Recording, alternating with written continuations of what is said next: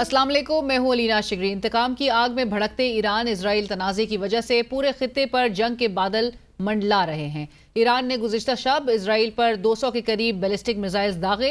ईरानी पासदारान इनकलाब के मुताबिक इस हमले में पहली बार हाइपरसोनिक मिसाइल्स इस्तेमाल किए गए और 90% के करीब मिसाइल्स अपने अहदाफ को निशाना बनाने में कामयाब भी हुए।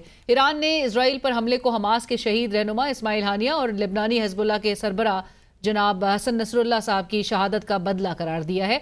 ईरानी पासदारान इनकलाब ने इसराइल पर बैलिस्टिक मिसाइल्स हमले को दिफा में किया जाने वाला हमला करार देते हुए धमकी दी है कि अगर इसराइल ने जवाबी कार्रवाई की तो ईरान मजीद हमले करेगा। जबकि इजरायली वजीर आजम नेतन्याहू ने एक वीडियो पैगाम में कहा कि ईरान ने एक बड़ी गलती की है, ईरान को इस हमले का खमियाजा भुगतना पड़ेगा। अमरीकी सदर जो बाइडन ने कहा कि अमरीका ईरानी मिसाइल हमलों के खिलाफ दिफा और खित्ते में अमरीकी फौज के तहफ़्फ़ुज़ के लिए इसराइल की मदद के लिए तैयार है। दूसरी जानिब मुस्लिम लीग नून के कायद साबिक वजीर आजम जनाब नवाज शरीफ साहब ने आज लाहौर में अपनी छत अपना घर स्कीम की तकरीब से खिताब करते हुए कहा, और उन्होंने बहरहाल ईरान इसराइल तनाज़े पर तो कोई बात नहीं की, अलबत्ता अडियाला जेल में बैठे जो उनके हरीफ हैं उनको खूब आड़े हाथों उनका कहना था कि लोग भेड़ बकरियों की तरह इनके पीछे चले जाते हैं, सिर्फ एहतजाज ही एहतजाज, कारकर्दगी सिफर, ऐसे अफराद से सख्ती से निमटना चाहिए। वो 50 लाख घर किधर हैं? पूछे कोई भाई, पूछे जो भेड़ बकरियों की तरह से कई लोग उनके पीछे जो चल पड़ते हैं उनसे पूछे, कुछ नहीं है, कुछ नहीं, कारकर्दगी सिफर, मार धाड़ नंबर 1, और फिर एहतजाज सड़कों हमने मोटरवे से एहतजाज के लिए नहीं बनाई। ऐसे अनासर को सख्ती के साथ जो ना वो डील करना चाहिए।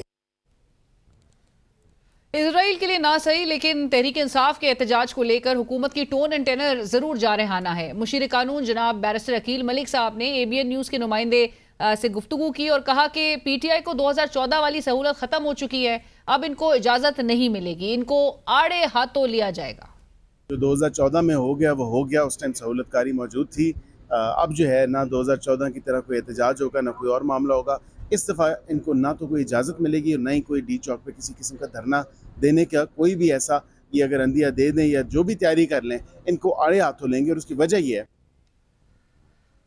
ऑपोजिशन जमात तहरीक इंसाफ भी लगता है कि किसी सूरत पीछे हटने को तैयार नहीं है। इंसाफ लॉयर्स फोरम के वकला ने सुप्रीम कोर्ट के बाहर एहतजाज करते हुए न सिर्फ शोला बयानी से काम लिया बल्कि चीफ जस्टिस ऑफ पाकिस्तान का पुतला भी नजर आतिश कर डाला। तहरीक इंसाफ के सेक्रेटरी जनरल जनाब सलमान अकबर राजा साहब ने कहा कि हमें फौजी अदालतों में पेश करने का मंसूबा है, कौम को मुल्क बचाने के लिए अब निकलना ही होगा।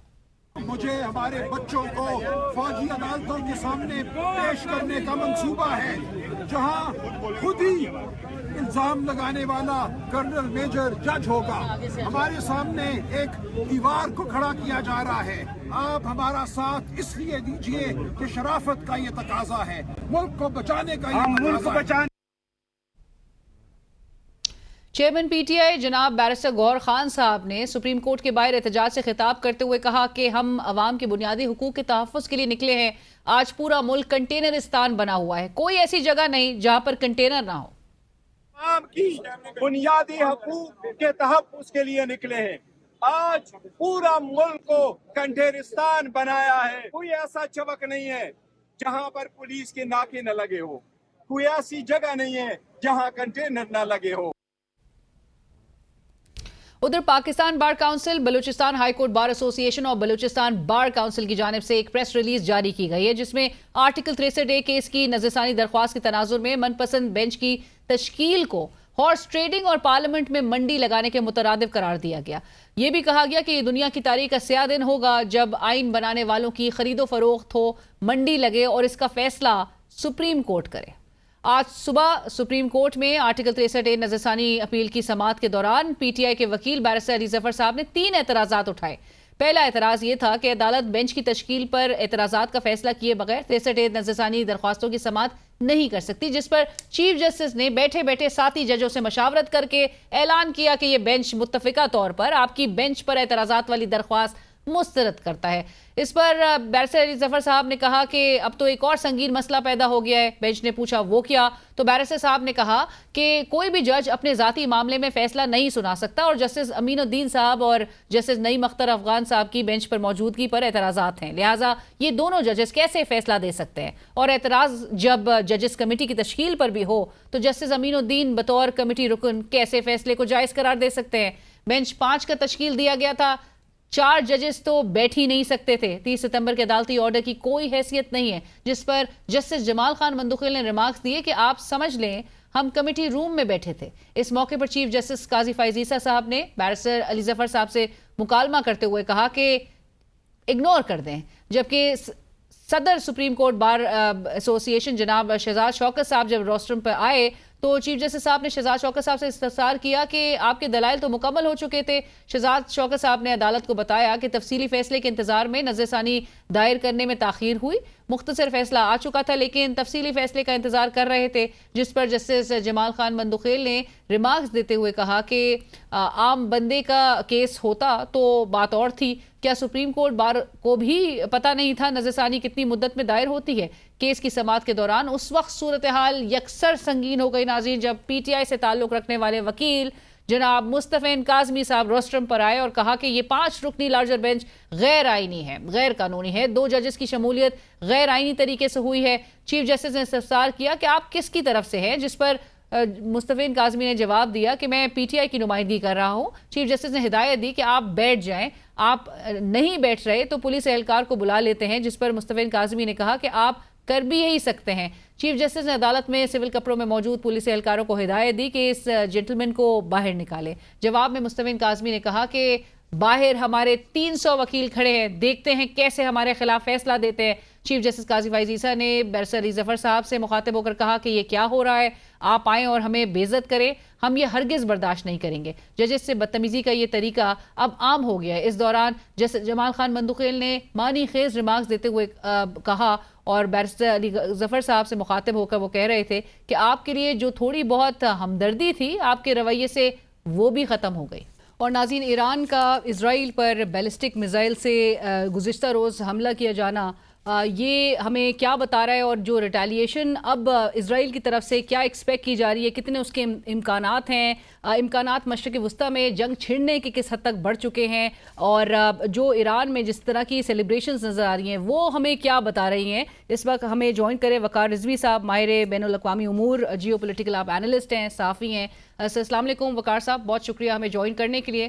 وقار صاحب، گزشتہ روز کی جو ایک بڑی ڈیولپمنٹ ہے، ایران نے جس طرح سے بیلسٹک میزائلز جو ہے وہ لانچ کیے ٹورڈز اسرائیل، یہ اس کے حوالے سے ضرور بتائیے گا، کیونکہ ایک طرف ہم ایران میں سیلیبریشنز ان کے لوگوں میں ایک نظر آ رہا ہے کہ ایک سینس آف پرائیڈ ہے، وہ ریفلیکٹ کر رہا ہے، یہ بھی ہمیں کیا بتا رہا ہے؟ Does this in your opinion reflect a sense of pressure جو کہ ایران پر تھا in order to give a response، اور response بھی اس extent پہ جا کے؟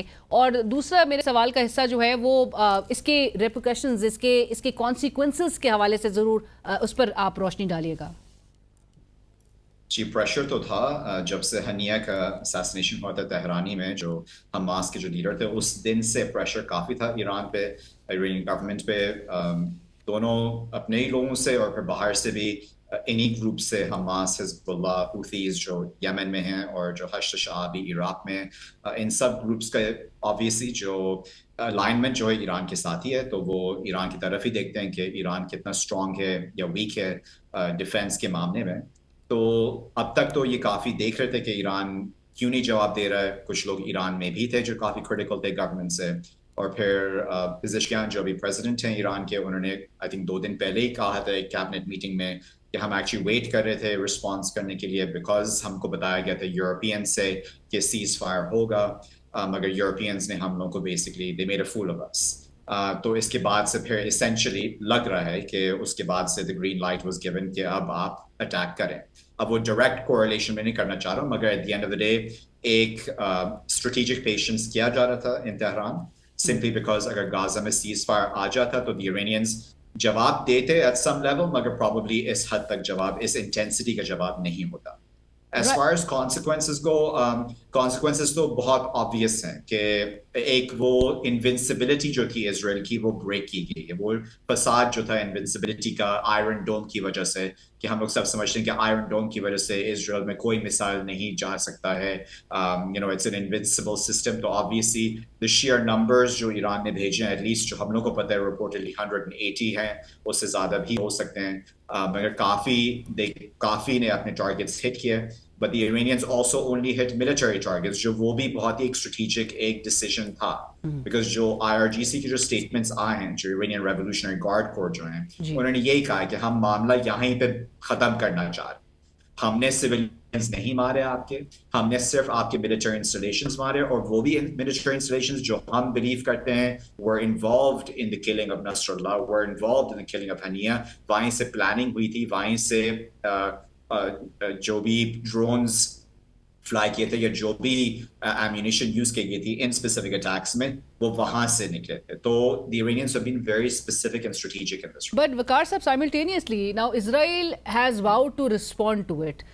ان کا رسپانس کس حد تک شدید ہو سکتا ہے آپ کے خیال میں؟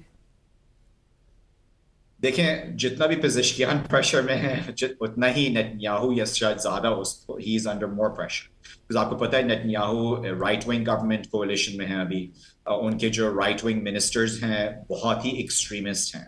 وہ لوگ تو چاہتے ہیں, انہوں نے بہت اوپنلی بھی کہہ چکے ہیں کہ جو سدرن لیبنان کے جو ریجنز ہیں وہ they want to take it over.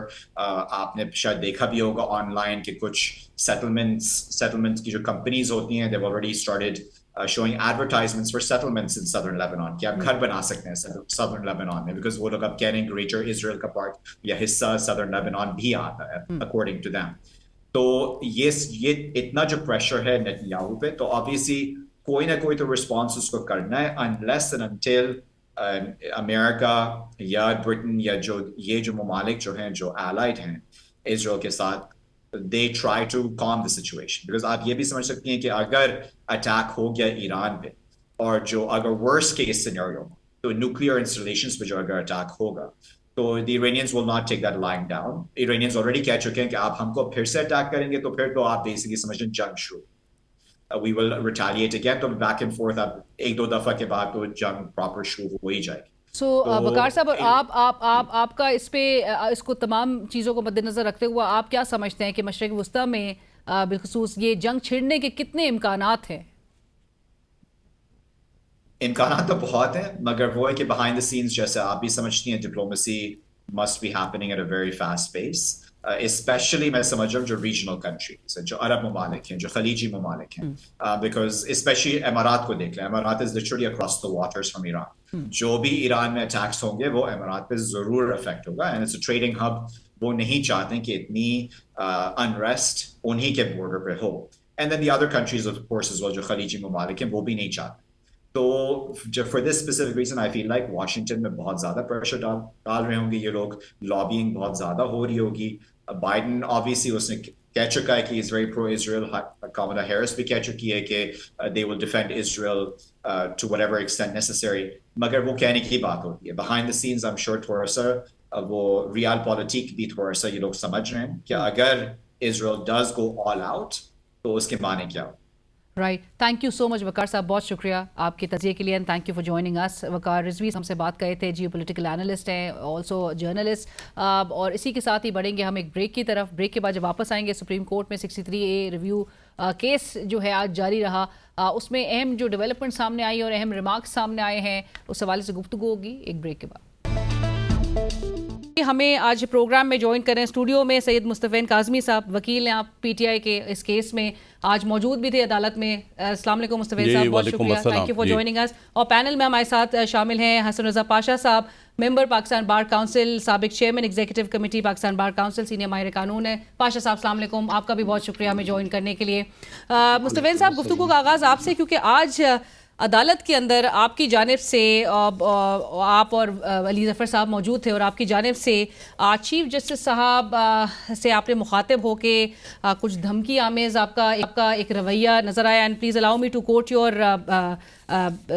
Statement as well. آپ نے کہا کہ یہ 5 رکنی بینچ جو ہے وہ غیر قانونی ہے, ہم دیکھتے ہیں یہ فیصلہ کیسے ہوتا ہے, ہم 300 وکیل باہر کھڑے ہیں, پہلا سوال تو میرا آپ سے یہی ہے سر کہ آپ چیف جسٹس صاحب کو، دیگر سپریم کورٹ کے ججز کو آپ دھمکا رہے تھے. آپ کو نہیں لگتا کہ اس سے ایک جو کیس ہے پاکستان تحریک انصاف کا وہ کمزور ہو جاتا ہے؟ دیکھیں، سب سے پہلی بات، جو سپریم کورٹ کی جو ساری پروسیڈنگ ہوتی ہے وہ ساری ریکارڈ ہوتی ہے. تو اگر کوئی باہر آ کے اس کو مس اسٹیٹ کرے یا کچھ اور بات کر لے تو اس سے کوئی مجھے نہیں فرق پڑتا. جو میں نے باتیں عدالت کے اندر کی ہیں وہ سب ریکارڈڈ ہیں. بٹ سر پلان کیا تھا آپ کا؟ پلان یہ تھا، پلان تو کچھ نہیں تھا. یہ تو فائز عیسیٰ صاحب نے مجھے مجبور کیا کہ میں روسٹرم پہ آؤں. علی ظفر صاحب تو موجود تھے وہاں. ہاں، علی ظفر صاحب میں بتاتا ہوں. تو کل یہ ہوا کہ سب سے پہلے علی ظفر صاحب از اے ویری کمپیٹنٹ لائر، اور وہ بہت ہی شریف النفس انسان ہیں اور ٹھنڈے مزاج کے. اور ٹھنڈے مزاج کا مطلب یہ ہے کہ آپ کو پتہ ہے کورٹ میں تو آگے مسائل چلتے ہیں. وہ اتنی ٹھنڈے مزاج کے کہ آج آپ کے رویے پہ انہوں نے کہا کہ وہ تو بہت خوش اسلوبی کے ساتھ مکالمہ ان کا ہو رہا تھا چیف جسٹس صاحب سے، تو اون نہیں کیا انہوں نے آپ کے رویے کو. دیکھیں، مجھے کوئی فرق نہیں پڑتا. میں نے تو جو بات وہاں پہ تھی وہ میں نے کر دی. اور وہ بات یہ تھی کہ جب یہ سارا آج کی بات ہے، کل تو یہ گزر گئی. جی آج ان کو روسٹرم پہ بلایا گیا، انہوں نے اسٹارٹ لیا، ان کو بار بار انٹرپٹ کیا گیا. اور اس کے بعد جو ہے ایک ایسی اسٹیج آئی کہ انہوں نے کہا کہ میرے 5 پوائنٹس ہیں، تو وہ تو مجھے بتانے دیں آپ کم از کم، تاکہ بات آگے بڑھے. تو بہرحال جو رویہ ہوتا ہے نا، آپ کو پتہ ہے نا. انہوں نے اپنا اعتراض ویسے پٹ اپ کیا جو کہ مسترد ہوا، وہ بھی میں ضرور مینشن کرنا چاہوں گی. بٹ سر آپ کا جو رویہ تھا جس پہ جسٹس جمال مندوخیل صاحب کو علی ظفر صاحب سے مخاطب ہو کر یہ کہنا پڑے کہ آپ کے رویے سے جو تھوڑی بہت بھی ہمدردی تھی وہ بھی ختم ہو گئی. نہیں، ہمارے تو کوئی ہمدردی، ان کی یہ جو بینچ بیٹھی ہوئی اس کی تو کوئی ہمدردی نہیں. سر لیکن تحریک انصاف کا ایک بیانیہ ہے نا، پاکستان تحریک انصاف جس کو آپ ریپرزینٹ کر رہے ہیں، اس کا ایک بیانیہ ہے کہ نون لیگ جو ہے آن دا کنٹری وہ سپریم کورٹ پہ حملے اسالٹ کرتی رہی ہے. سو آپ بھی اسی اگر روش اختیار کر لیں گے جو کہ میں تو اندر کی جو کورٹ روم میں موجود تھے ان کو پتہ ہے. جو وہاں پر جب یہ سلسلہ ہوا تو علی ظفر صاحب نے کہا کہ میں اپنے لیڈر سے ملنا چاہتا ہوں، عمران خان صاحب سے، مجھے اس کی اجازت دی جائے اور اس کو تھوڑا سا آگے لے جایا جائے. کیونکہ اس وقت عمران خان صاحب جو ہیں بہت زبردست لیگل ایکسپرٹ ہو چکے ہیں، تو مجھے ان کی رائے لینی ہے ہر صورت میں، اور آپ کسی کو روک نہیں سکتے. چیف جسٹس صاحب نے کہا تھا کہ کل آپ کر سکتے تھے، آپ نہیں، منع کر دیا تھا. وہی میں آپ کو بتا رہا ہوں نا، انہوں نے منع کر دیا. انہوں نے کہا دیکھیں گے، یہ کریں گے. اس پہ میں اٹھا اور پھر آپ کو باہر نکال دیا. نہیں، باہر نہیں نکالا، بالکل نہیں نکالا. یہ آپ خود چلے گئے تھے باہر؟ میں بالکل خود گیا تھا. ہاں، بالکل خود گیا تھا. اور میں نے جا کر وہاں پہ بات کی کہ سب سے پہلی بات یہ ہے کہ یہ بینچ جو ہے نا غیر آئینی ہے. کیونکہ یہ بینچ جو ہے اس میں جو آتھر ہیں، جو ججمنٹ کے آتھر ہیں، جسٹس منیب نہیں موجود، اور اس کے جسٹس منصور علی شاہ اس میں موجود نہیں ہے. پھر آپ نے 3 رکنی کمیٹی اس نے بینچ بنانی تھی، موجود نہیں تھے. میں سر پلیز الاؤ می، میں پاشا صاحب آپ کی طرف یہ جو آج اعتراضات پاشا صاحب ریز کیے جا رہے ہیں، اور آپ کا لیگل ویو اس پہ ہے کیا؟ آپ ایک سینئر وکیل ہیں، ڈو یو ریئلی فیل کہ یہ بینچ جو ہے جو کہ جن پر اور جن ججز پہ اعتراضات ہو وہ اس کا متفقہ طور پہ فیصلہ کر سکتے ہیں؟ دیکھیں، بات یہ ہے کہ یہ آپ کے سوال کا جواب دینے سے پہلے میں تھوڑا سا جو مین کیس ہے، پہلے جو 5 رکنی بینچ نے 63A پہ فیصلہ کیا تھا اس کی طرف توجہ مبذول کرانا چاہتا ہوں. دیکھیں، وہ جب بینچ کام شروع ہوا تو اس وقت ایک فریق جو ہے وہ یہ اعتراض کر رہا تھا کہ یہ ایک من پسند جس کا بینچ بننا ہے اور ایک من پسند فیصلہ لینے کے لیے بنایا گیا. ہم اسی کیس میں ہم گئے اور جب پروسیڈنگ شروع ہوئی تو ہم سارے کھڑے ہو کے ہم روسٹر پہ آ گئے اور ہم نے یہ گزارش کی chief justice of Pakistan Umar Ata Bandial صاحب سے کہ گزارش یہ ہے کہ جو اس وقت میں گوئیاں ہو رہی ہیں یا باہر باتیں ہو رہی ہیں اور اس کیس کی امپورٹنس کو مد نظر رکھتے ہوئے ہم آپ سے یہ ریکویسٹ کرتے ہیں کہ آپ اس پہ فل کورٹ بنا دیں. جو بھی فیصلہ ہو کسی بھی فریق کے حق میں یا کسی فریق کے خلاف ہو، ایٹ لیسٹ اس پہ کوئی انگلی نہیں اٹھے گی اور آپ پہ کوئی حرف نہیں ہوگا اور آپ کی توقیر میں عدالت عظمیٰ کی توقیر میں اضافہ ہوگا. These were our words. سو پاشا صاحب یہ بھی کلیئر ضرور کرتے ہیں, آپ نے ابھی سپریم کورٹ بار ایسوسی ایشن کا بھی ذکر کیا, وہ بھی گئے تھے؟ کیونکہ آج حامد خان صاحب یہ نقطہ ریز کر رہے ہیں کہ آج جس طرح بڑھ بڑھ کے پریزیڈنٹ صاحب سپریم کورٹ بار ایسوسی ایشن کے وہ دلائل دے رہے ہیں, وہ تو کبھی اس کی تشریح کے لیے گئے ہی نہیں تھے, ان کا کندھا استعمال کیا جا رہا ہے سپریم کورٹ بار کا. میں گزارش کروں, یہ ایک پروسیس ہوتا ہے. اس وقت کے جو سٹنگ پریزیڈنٹ تھے وہ احسن بھون صاحب تھے, انہوں نے وہ شامل تھے, یاسین آزاد شاہ شامل تھے, کامران مرتضیٰ صاحب تھے, امان اللہ کنرانی صاحب تھے, سید قلب حسن شاہ صاحب تھے. میں سب کا نام گنا رہا ہوں جو وہاں پہ تھے, یہ ذرا ذہن میں رکھیں. دوسری بات میں ایک بڑی امپورٹنٹ کرتا ہوں, being regulator, being member of regulatory body. دیکھیں جو سوشل نارمز اور ویلیوز ہیں اور لیگل ایتھکس ہیں اس کا ہمیں خیال رکھنا چاہیے. یہ قطعاً کسی کو اجازت نہیں ہونی چاہیے کہ وہ عدالت کو اس طرح دھمکی دے, دھمکی آمیز آواز میں بات کرے. اور اگر آپ اسٹرینجر ہیں, یو آر جسٹ اسٹرینجر, آپ اس کیس میں وکیل نہیں ہیں. ایک سینئر وکیل علی ظفر سابق صدر ہیں وہ سپریم کورٹ بار کے, وہ بات کر رہے ہیں, تو پھر کسی اور کو, یعنی ایون مجھے بھی زیب نہیں دیتا کہ میں کھڑے ہو کے اس طرح دھمکی آمیز آواز میں بات کروں.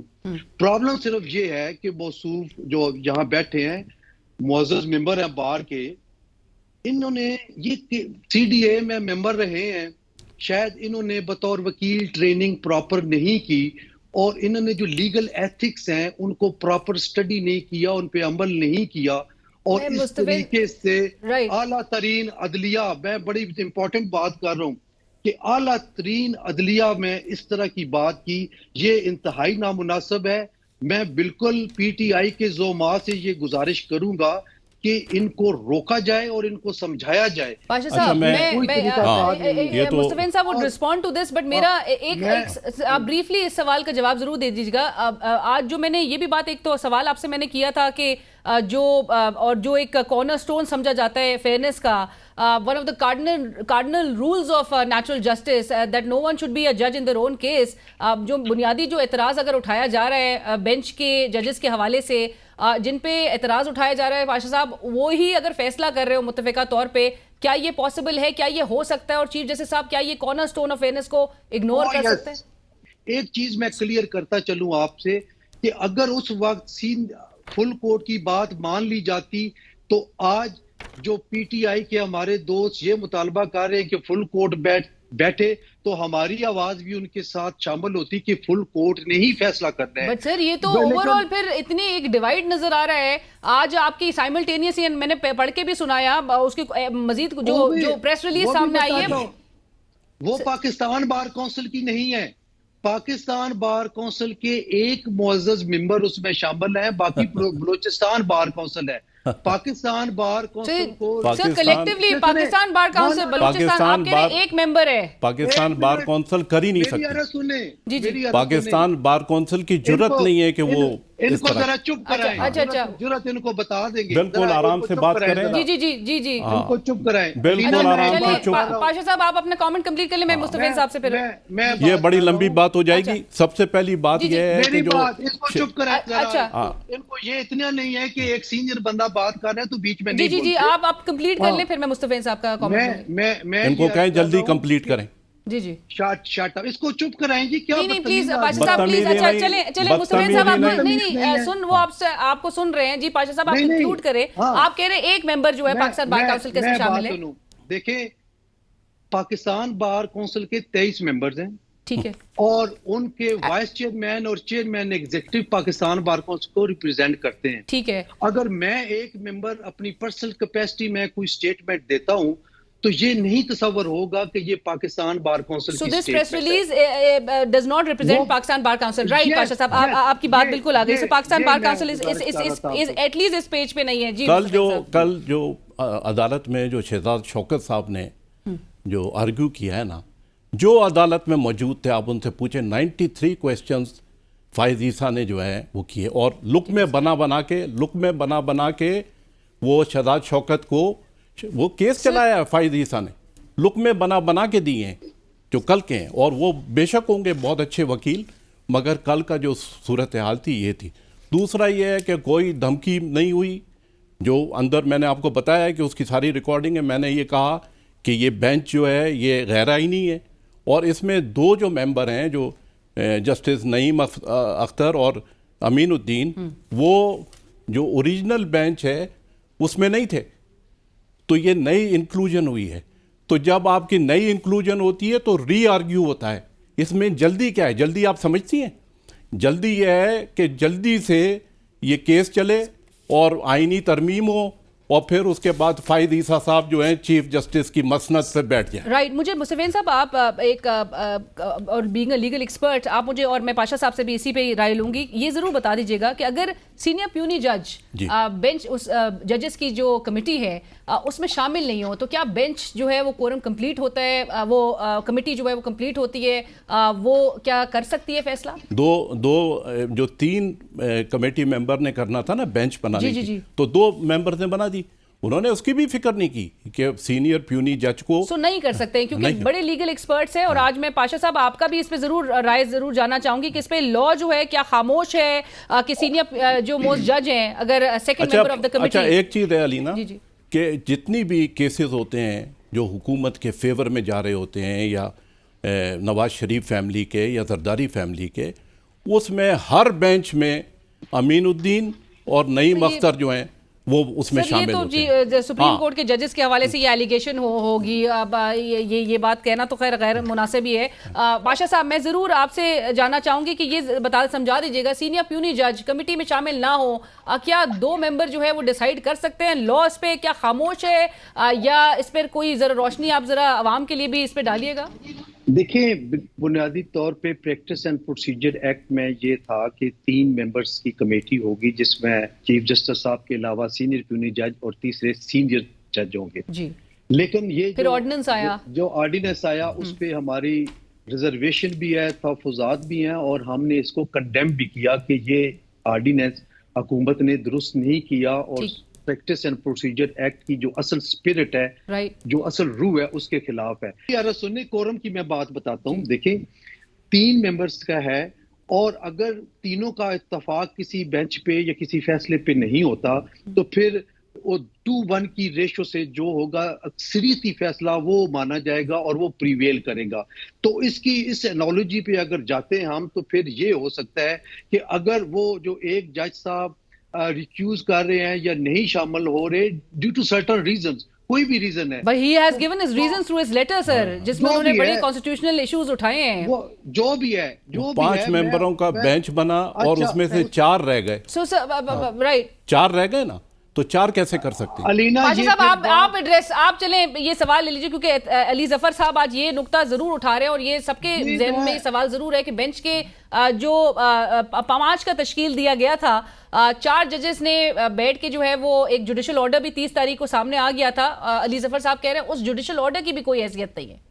دیکھیں پہلے تو میں یہ کورم کی بات کروں کہ اگر فرض کر لیں کہ ایک معزز جج صاحب جنہوں نے جو شامل نہیں ہوئے وہ اگر اس فیصلے کی اگینسٹ سمجھے جائیں تو 2-1 کی ریشو سے یہ ہوگا, تو یہ 2-0 کی ریشو سے ہے, یعنی جو میجورٹی رائے ہے وہ پریویل کرتی ہے. نمبر 2 جو بیٹھ سکتے ہیں اکارڈنگ مطلب آرڈیننس بھی جو سامنے آیا اس میں چیف جسٹس صاحب نے تیسرا ممبر انہوں نے بھی لگانا ہے نا.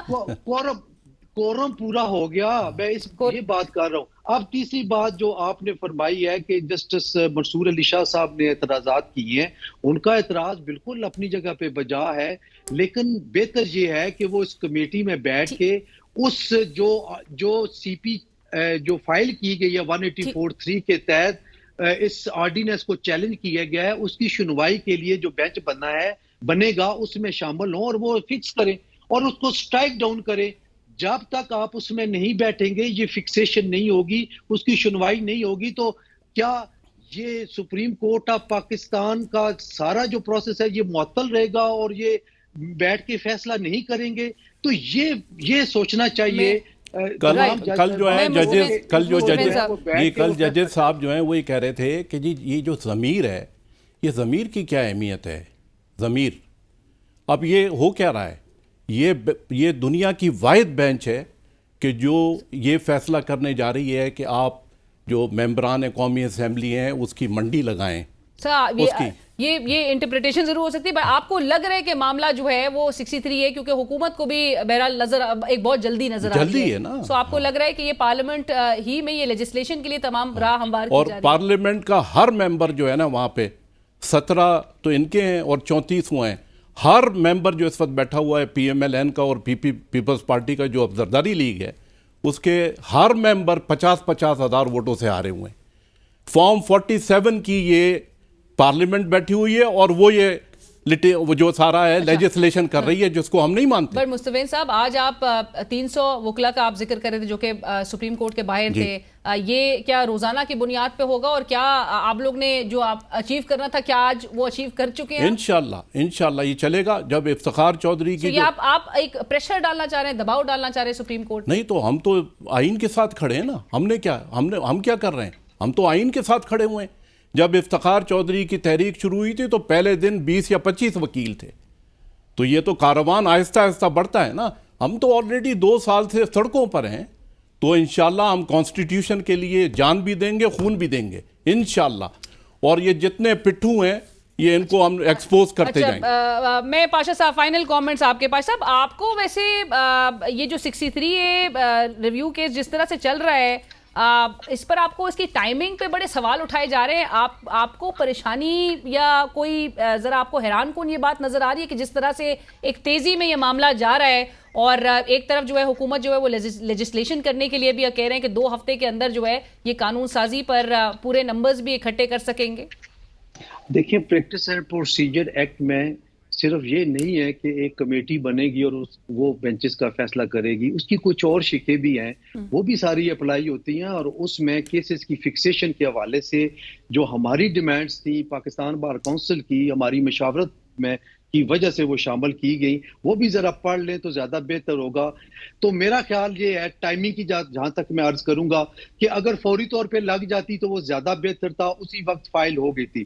اگر وہاں پہ نہیں ہوئی تو پھر 2 سال کا عرصہ اور ابھی ہی کیوں اس پر اتنی زیادہ فوکس کیا جا رہا ہے؟ آخر 2 سال ویٹ کیوں کیا گیا، اس کو پہلے کیوں نہیں فکس کیا گیا؟ یہ بھی تو آپ دیکھ لیں. میں یہی سوال کر رہی ہوں. چھٹیوں میں لگانے کی کوشش کی گئی ہماری اطلاع کے مطابق اور وہ نہیں لگ سکا جی، ٹائمنگ ٹھیک نہیں ہے. جب نئے چیف جسٹس صاحب نے اوتھ لیا اس وقت لگانے کی کوشش کی گئی، اس وقت بھی کہا گیا جی ٹائمنگ ٹھیک نہیں ہے. کیا کیسز کی فکسیشن ٹائمنگ کے حوالے سے ہوتی ہے؟ آج 300 سے زائد وکلا سپریم کورٹ کے باہر نظر آ رہے تھے. آنے والے دنوں میں آلریڈی آپ کو پتا ہے کہ سائن بھی کر چکے ہیں ملک بھر کے وکلا. یہ تحریک جو ہے وہ زور پکڑتی دکھائی دے سکتی ہے. یہ دیکھیں بطور ممبر پاکستان بار کاؤنسل پاش صاحب آپ کس سائیڈ پہ کھڑے ہیں؟ دیکھیں میں عرض کرتا ہوں کہ میں کسی پارٹی کا نہیں ہوں، یہ ایک پارٹی کے وکلا ہیں، آئی ایل ایف کے وکلا ہیں. میں آپ سے آپ کا انڈیپینڈنٹ ویو ہی مانگ رہی ہوں کہ انڈیپینڈنس آف جوڈیشری کے لیے میں ان کا حق بنتا ہے کہ میں کسی پارٹی کے پیچھے لگنے کو تیار نہیں ہوں. میں کسی بھی پارٹی چاہے وہ نون ہو چاہے آئی ایل ایف ہو، ہمارا اپنا وکلا کا ایک اپنا سٹیس ہے.